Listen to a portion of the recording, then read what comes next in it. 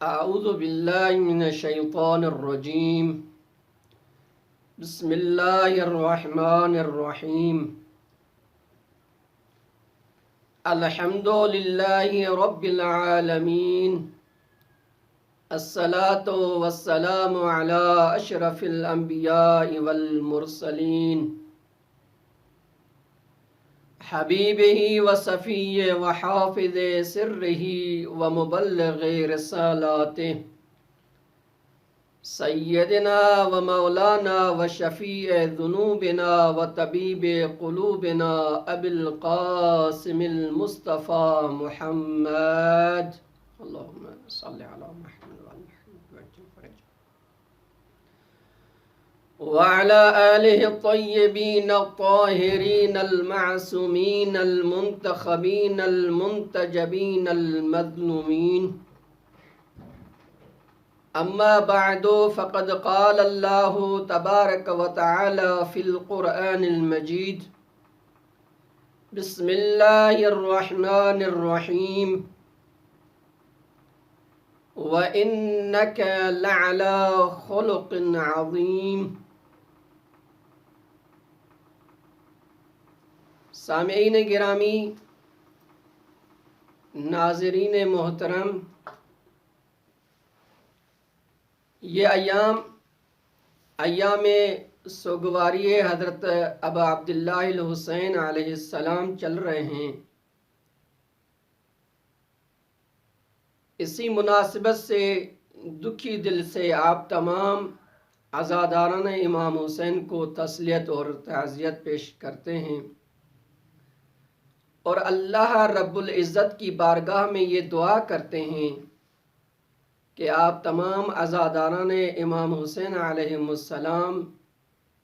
کی عزاداریوں کو اپنی بارگاہ میں قبول و منظور فرمائے۔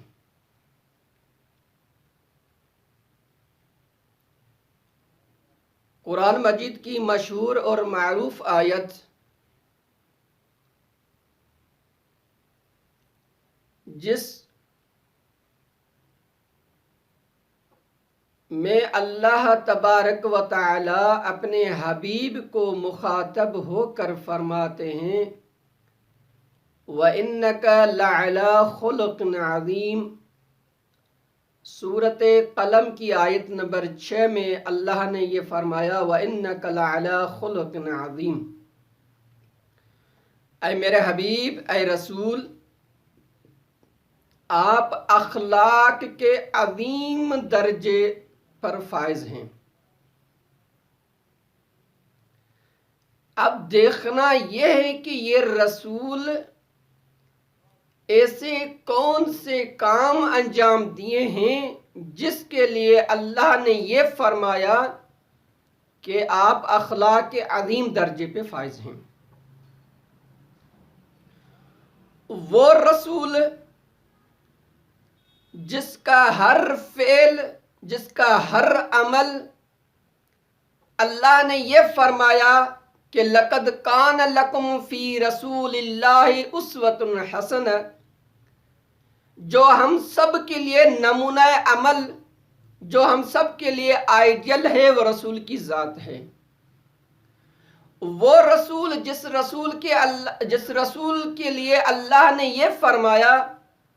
عزیز علیہ ما عنتم حریص علیکم بالمؤمنین رؤوف الرحیم، وہ رسول جو آپ مؤمنین کی بھلائی کی خواہش رکھتا ہے۔ وہ رسول جس رسول کے لیے اللہ نے یہ فرمایا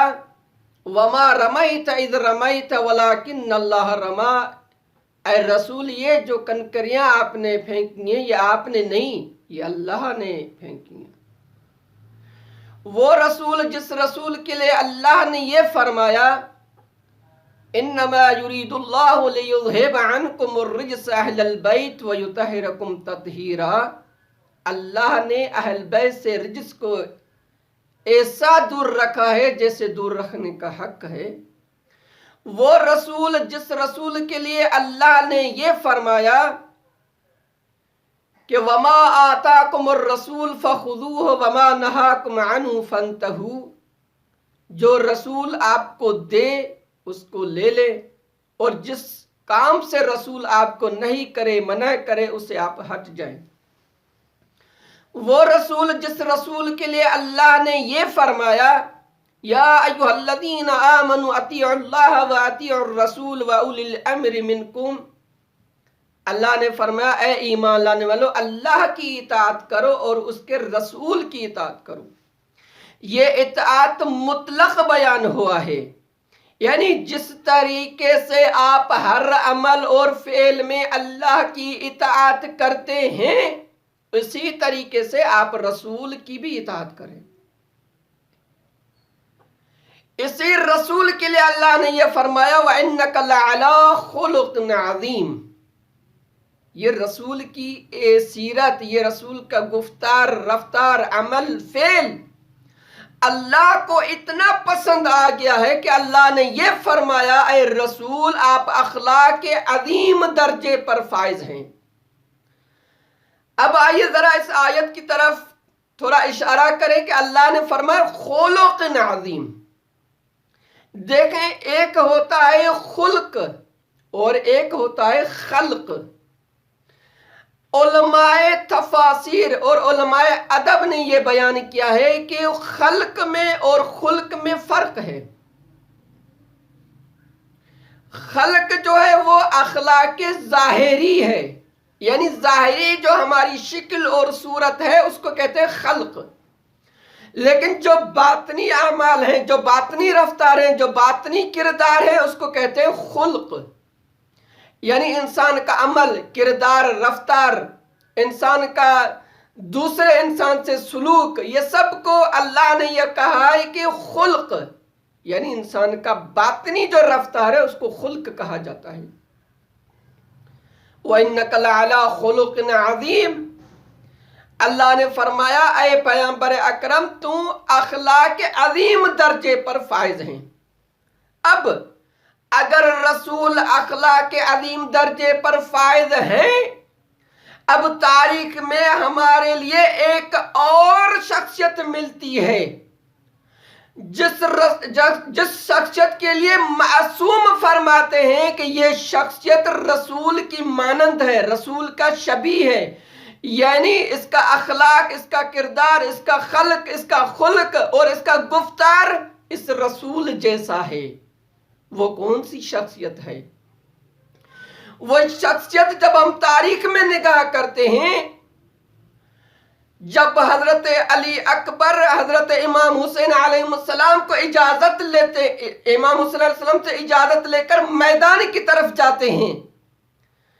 تو امام حسین علیہ السلام اپنے دونوں ہاتھوں کو بلند کر کے فرماتے ہیں اللہم اشہد علی ہؤلاء القوم، اے اللہ تو گواہ رہنا میں اب اس کو بھیج رہا ہوں میدان کی طرف جو خلقن و خلقن و منطقن بالرسولک، جو خلق کی لحاظ سے بھی اور خلق کی لحاظ سے بھی اور گفتار کے لحاظ سے بھی آپ کے رسول کے شبیہ تھا۔ آگے امام یہ فرماتے ہیں ہمیں جب بھی آپ کے رسول کی دیدار کا ہم مشتاق ہوتے تھے تو ہم علی اکبر کی زیارت کرتے تھے۔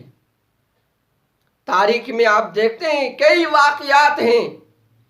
ایک اعرابی شخص ہے، وہ اعرابی شخص ایک دن یہ کہتا ہے کہ مجھے رسول کے یعنی رسول کے جانے کے بعد وہ اعرابی یہ کہتا ہے کہ مجھے رسول کے دیدار کا شوق ہوا ہے، میرا جی یہ کہتا ہے کہ میں رسول کی زیارت کروں۔ تو وہاں پہ ایک شخص یہ کہتا ہے واقعی آپ کا دل یہی کہتا ہے، آپ کا جی یہی کہتا ہے کہ رسول کی زیارت کریں؟ تو وہ کہتے ہیں جی ہاں۔ تو اس کو حضرت علی اکبر کے پاس لے کر آتے ہیں۔ جب وہ اعرابی حضرت علی اکبر کی زیارت کرتا ہے، حضرت علی اکبر کے اوپر اس کی نگاہیں پڑتی ہیں تو وہ اعرابی بے ہوش ہو جاتا ہے۔ وہ اعرابی جب ہوش میں آتا ہے تو قسم خدا کی اٹھا کر کہتے ہیں کہ واقعاً یہ نوجوان رسول کے شبیہ ہیں، رفتار کے لحاظ سے بھی، گفتار کے لحاظ سے بھی رسول کے شبیہ ہیں۔ اس میں کوئی بھی شک نہیں ہے، واقعی رسول کے شبیہ ہیں۔ حضرت علی اکبر کی شخصیت، حضرت علی اکبر کی ذات وہ ذات ہے، اگر خاندان اور حسب و نسب کی لحاظ سے دیکھا جائے تو یہ عظیم مرتبے پہ فائز ہیں۔ اگر دادا کی نسبت سے، بابا کی نسبت سے دیکھا جائے، جس کے بابا کے لیے حضرت پیغمبر اکرم صلی اللہ علیہ وسلم نے یہ فرمایا حسین منی وانا من الحسین، جس کے دادا کے لیے حضرت پیغمبر اکرم صلی اللہ علیہ وسلم نے یہ فرمایا الحق مع علی علی مع الحق والحق مع علی، یہ شخصیت حضرت علی اکبر اگر نانا کی لحاظ سے دیکھا جائے، حضرت علی اکبر کی مادر بی بی ام لیلہ، اس کے حضرت علی اکبر کے نانا کا نام تاریخ میں عروہ بن مسعود لکھا گیا ہے۔ یہ عروہ بن مسعود اگرچہ یعنی سن 9 ہجری سے پہلے یہ وہ شخصیت ہیں کہ جس کے لیے تاریخ میں یہ ملتا ہے کہ جب صلح حدیبیہ ہو رہی تھی تو اس صلح حدیبیہ میں حضرت رسول اکرم صلی اللہ علیہ وسلم کی نام پہ جس نے اعتراض کیا تھا یہ وہ پہلے شخص تھے، لیکن یہ وہ شخص 9 ہجری میں رسول پہ ایمان لاتے ہیں، اور ایمان بھی ایسا ایمان جس کے ایمان کے لیے معصوم یہ فرماتے ہیں کہ عروہ بن مسعود کے ایمان مومن آل یاسین کی ایمان کی طرح ہے۔ مومن آل یاسین کے لیے اللہ تبارک و تعالیٰ میں قرآن میں بہت سی خصلتیں اور اس کی حضرت مومن آل یاسین کے لیے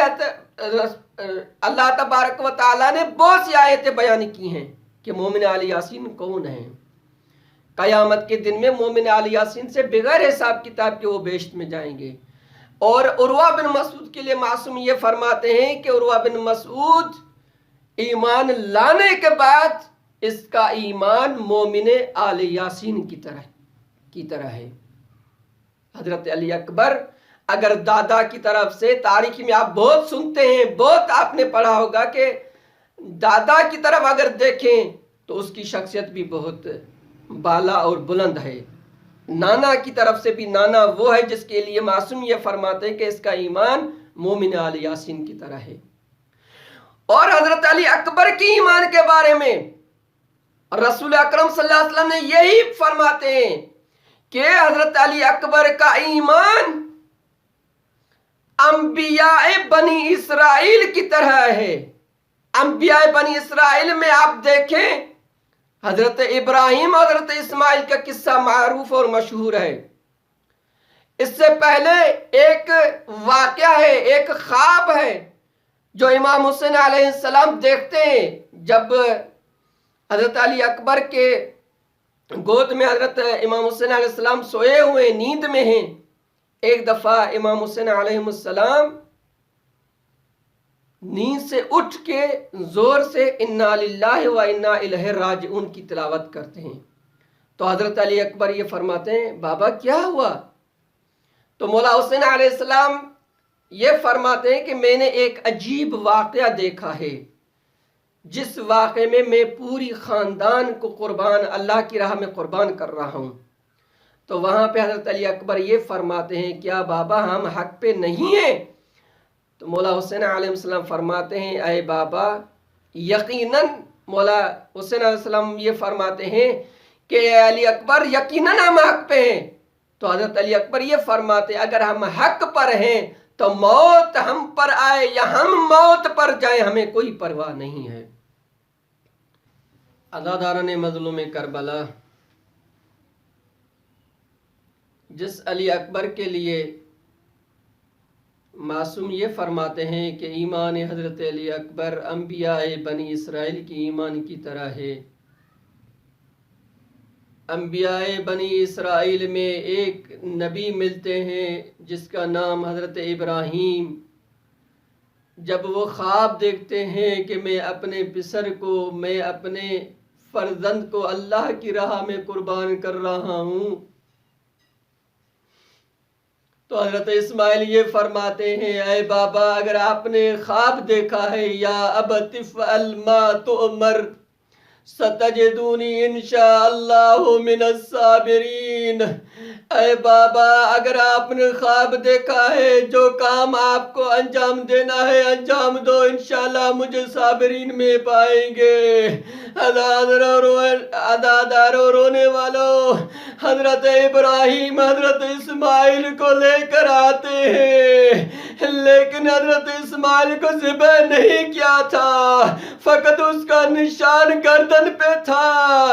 لیکن جب فرزند کو ذبح کر رہا تھا، فرزند کی آنکھوں کو باندھ کر کے ذبح کر رہا تھا، لیکن جب گردن پہ یہ نشان آیا تھا تو اسماعیل کی ماں کو نہیں دکھایا تھا، لیکن جب اسماعیل کی ماں نے یہ نشان دیکھا تو اس کی ماں بے ہوش ہو گئی تھی، لیکن وہ وہ اسماعیل تھا، لیکن یہ فخر اسماعیل ہے، وہ ابراہیم تھے لیکن یہ فخر ابراہیم ہے۔ حضرت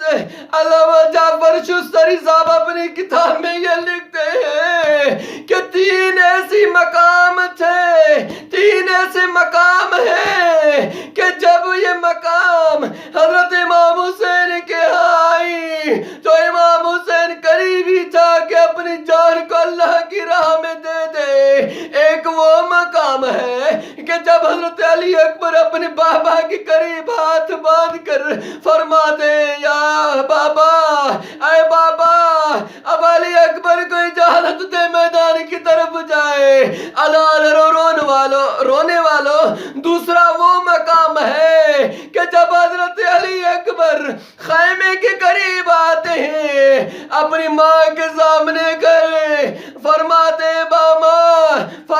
اماں اب علی اکبر کو اجازت دے میدان کی طرف جائے۔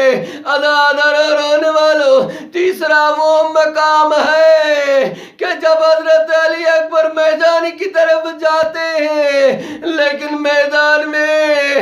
جب پیاس بہت لگی شدت سے، حضرت علی اکبر آتے ہیں بابا کے قریب، اے بابا اگر ہو سکے علی اکبر کو ایک گھونٹ پانی مل سکے، لیکن مولا علی اکبر جب یہ فرماتے، مولا حسین علیہ السلام قریبی تھے جو اپنی جان کو اللہ کی راہ میں قربان کرے۔ رونے والوں، یہ وہی علی اکبر ہے جب میدانی کی طرف جاتے ہیں تو مولا حسین اپنی ہاتھوں کو بلند کر کے فرماتے یا اللہ تو گواہ رہنا، آج میں اس کو میدان کی طرف بھیج رہا ہوں جو خلقن خلقن منطقن، جو گفتار میں کردار میں رفتار میں شبیہ رسول تھے۔ جب ہمیں اپنے رسول کے دیدار کا شوق ہوتا تھا ہم حضرت علی اکبر کی زیارت کرتے تھے، اجازت ملی میدان کی طرف جاتے ہیں، لیکن رونے والوں یہ مقام بہت سخت ہے۔ حضرت علی اکبر میدان کی طرف جاتے ہیں، لیکن امام حسین حضرت علی اکبر کے پیچھے پیچھے جاتے ہیں۔ رونے والوں، حضرت علی اکبر پیچھے مڑ کے فرماتے ہیں بابا آپ نے اجازت دے دی تھی لیکن آپ پیچھے پیچھے کیوں آ رہے ہیں؟ حضرت علی اکبر جب یہ کہا تو مولا حسین فرماتے ہیں اے علی اکبر تو میری جگہ پہ ہوتا، میں تیری جگہ پہ ہوتا، پھر آپ اپنی دل پہ ہاتھ رکھ کر یہ کہتے کہ کیسے ہوتا ہے کہ پیرسن بابا ہو اور جوان بیٹا ہو اور موت کی طرف جائے تو اس کے دل پہ کیا گزرتا ہے۔ انا للہ و انا الیہ راجعون۔ وَسَيَعْلَمُ الَّذِينَ ظَلَمُوا أَيَّ مُنْقَلِبٍ يَنْقَلِبُونَ۔